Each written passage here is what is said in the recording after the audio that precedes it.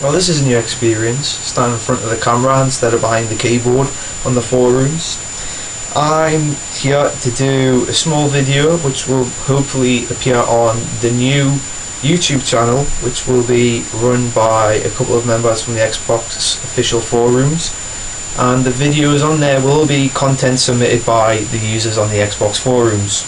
And I thought, why not, I'll help out. And I thought I'd talk about a game I've been renting recently.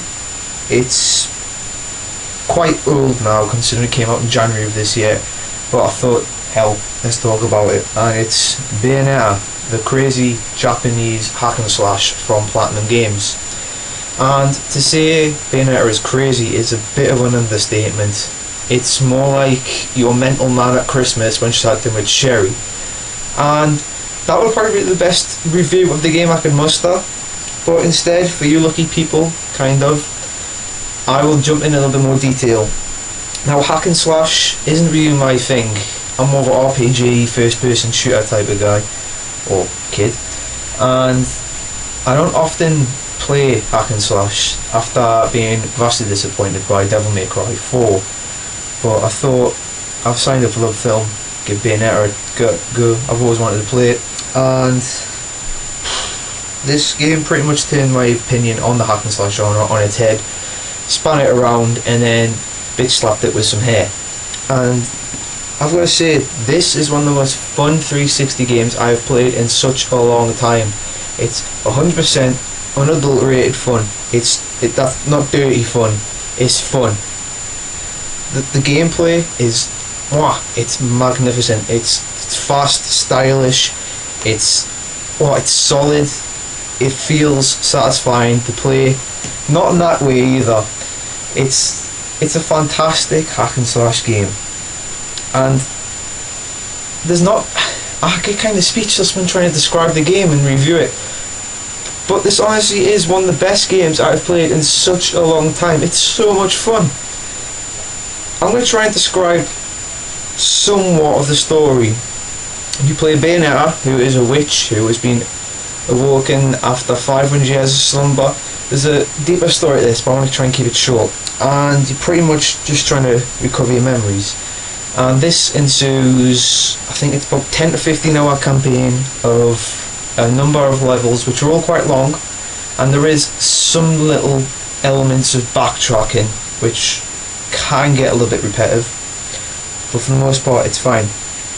And as you go on your journey, you'll collect stuff like halos and certain items, such as items that heal you, items that allow you to make stuff out of heal you, and the in-game currency called halos.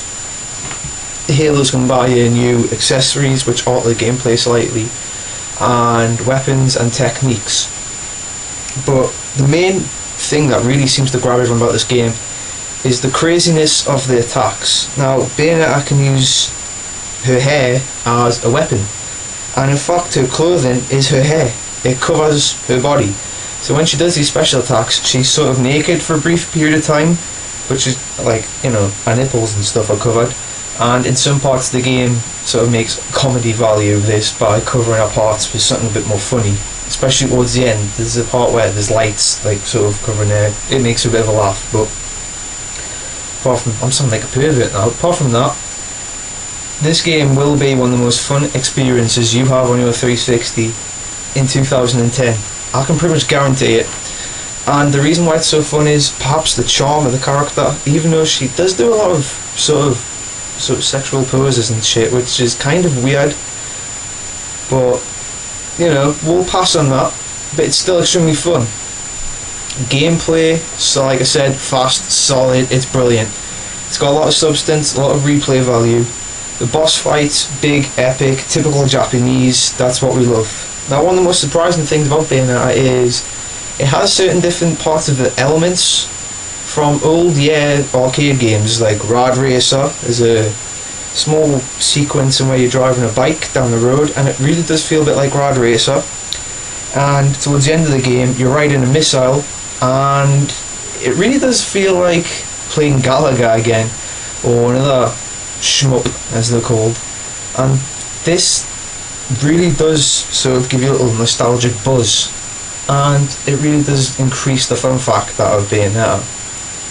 Now, visual wise, you're not going to get much better on the 360 pretty much. Everything's sleek, it looks fantastic. There's a couple of screen tearing issues, but other than that, nothing. I didn't see another issue. With frame rate is exceptional in this. It never drops, it never ever alters your game experience. It's a fantastic looking game to go with a fantastic engine, to go with a fantastic gameplay. Pretty much what I'm saying is, it's a fantastic game. And if you haven't picked this up, you can get it for around about 20 quid, and that's well worth the price, especially for one of the best games on the 360, and probably one of the best hack and slashes of all time. Now, obviously people might disagree with me, and that's fair enough, but I challenge you to find a better hack and slash than this. I really do challenge you. If you can find a better hack and slash, tell you what you can have.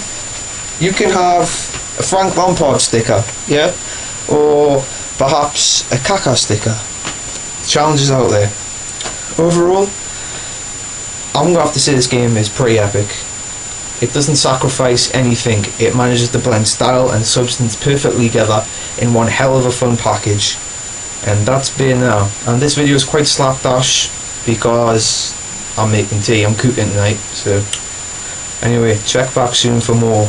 And remember, you find a better game, you get a Lampard or Kaka sticker.